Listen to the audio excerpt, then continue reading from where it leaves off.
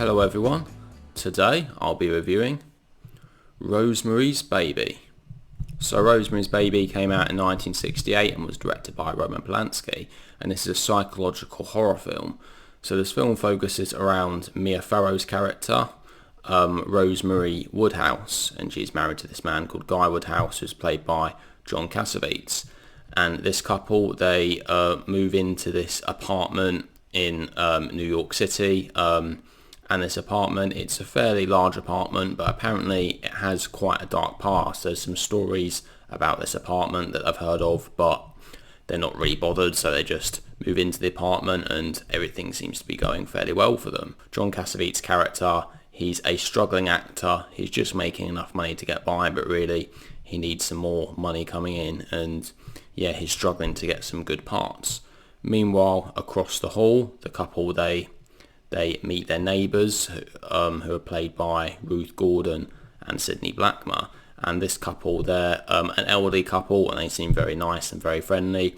But eventually, they start to become very intrusive, and they're just very nosy people. And Mia Farrow's character, Rosemary, she starts to get a little bit concerned and a little bit fed up, really, that this couple keep intruding on their lives all the time and are just always wanting to come round when she actually just wants a bit of peace and quiet and a bit of time to herself.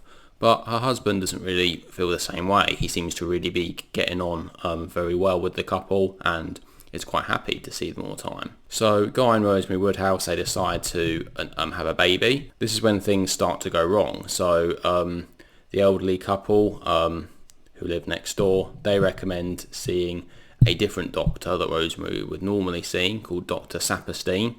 So Rosemary does this, and she takes these drinks that Ruth Gordon's character makes for her, but it seems as though perhaps that wasn't the right thing to do for her, because Rosemary, she starts to lose weight when having a baby. Obviously you would have thought that she would be gaining weight. She starts to look very pale, and everyone keeps saying that she looks very ill and she doesn't look very healthy.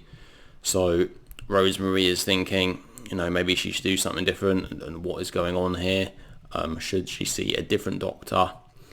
And as we're watching this, we're seeing that she is obviously not very well and she needs help, but all the people around her, they are not helping her. They're being very controlling over her, and they are always telling her what to do and really not giving her a chance to speak for herself. I won't really say much more, but this film goes in a certain direction, and the film gets progressively darker as it goes along, particularly towards the scene at the very end. So, as I said, this is a horror film, and although it's a horror film, it's not really one of those films that has lots of blood and guts and gore in, like those slasher horror films. The horror is really about the events which are taking place, or the events which might be taking place. As when watching this, we can really sense that something is not right, and there is something dark and mysterious going on. And really we're thinking it involves the couple next door.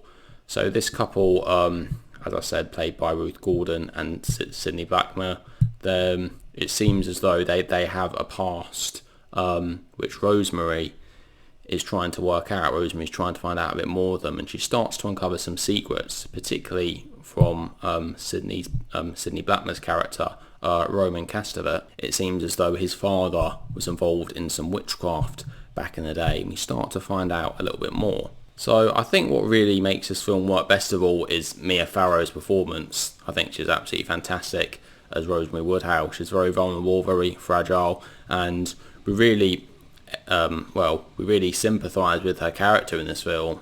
She's obviously the main character in the film. She's the character who we see being impacted by everything, or being affected by everyone around her being controlling of her, and we want to help her in the film, but unfortunately she has to work things out on her own. And even occasionally, as she tries to ask other people help, sometimes those other people don't believe her as well. I do also think that one of the best performances is from Ruth Gordon as Minnie Cassavetes, one of the elderly neighbours, because she's really believable as this elderly lady who seems really sweet and very nice, very welcoming, always talking, always trying to be friendly, but at the same time perhaps pushes it a bit too far and starts to become, quite annoying, to be honest.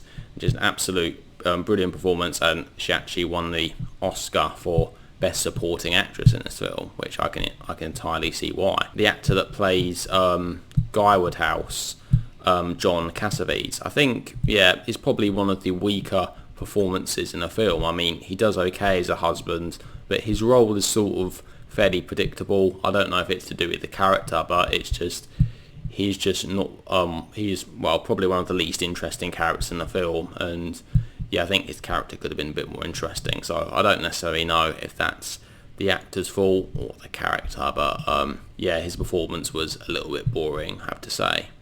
So I think this film is excellently well paced. I think throughout it we can see things getting worse and worse, and I think it's one of those films that towards the start things going well, then about a third of the way through something really bizarre and strange happens, but it's very short and it almost seems a bit weird that it ends so quickly. Then the film just moves on as though nothing happened, and then eventually we see things get worse and worse.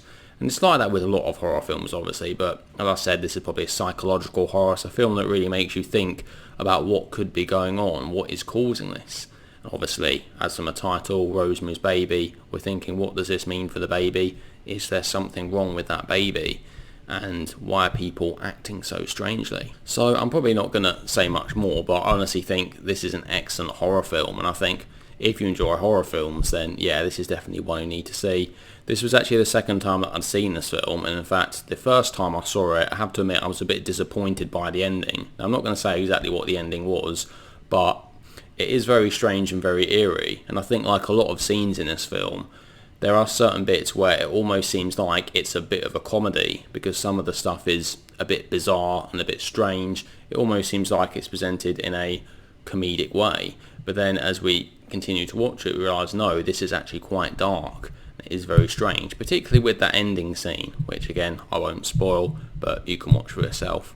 So anyway, I'm going to give Rosemary's Baby a rating of 9 out of 10. I thoroughly recommend this movie. I think it's aged very well, to be honest, and given it's over 50 years old now, still a very watchable film. I think the performances are generally pretty solid, and yeah, it certainly fulfills that criteria of being an excellent horror film. So there we go. So that is my review of Rosemary's Baby. So what do you guys think? Have you seen Rosemary's Baby? Do you like it? Do you dislike it? Please let me know what your thoughts are down in the comment section below. Anyway, thank you very much for watching. I'll see you all in the next video. Take care.